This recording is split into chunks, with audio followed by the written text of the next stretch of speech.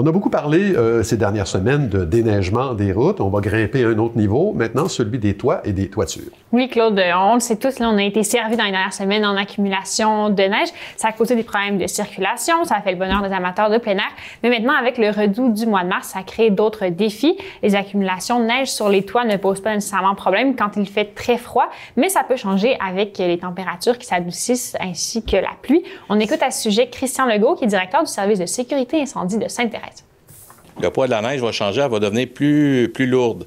Donc, la lourdeur qui est ainsi sur le toit, on peut se retrouver avec une surcharge sur le toit, puis ça peut avoir une incidence sur la structure de notre bâtiment.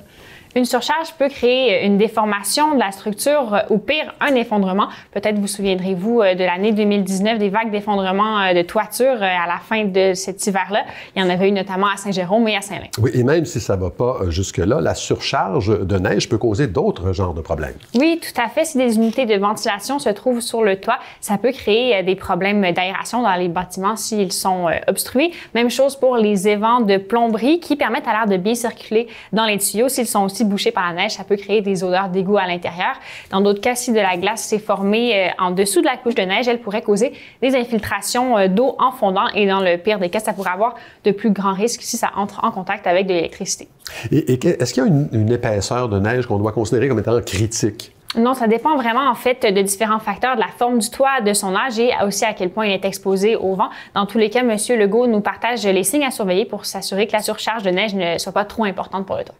C'est important d'être vigilant, de regarder à l'intérieur de la maison. Est-ce qu'il y a des craquements? Est-ce que sur le gyps ou le plâtre à l'intérieur, il y a des fissures qui ont apparu au cours des derniers jours? Est-ce qu'il y a des portes dans les pièces qui ne ferment pas bien, qui fermaient bien avant, mais que là, tout d'un coup, on a un frottement? Ça veut dire qu'il y a du poids sur la toiture.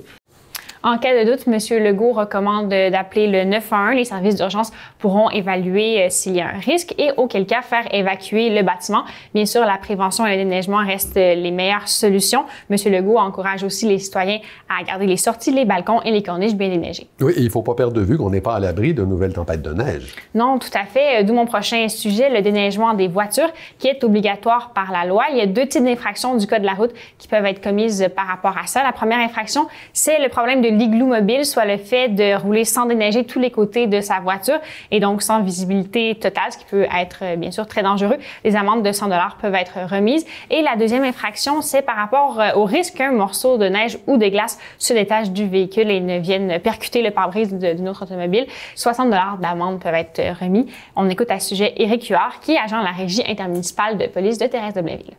Le vrai problème, c'est de prendre le temps. Les gens ne planifient pas leur déplacement, ne prennent pas un peu plus de temps. Fait que c'est vraiment ça, c'est de la négligence.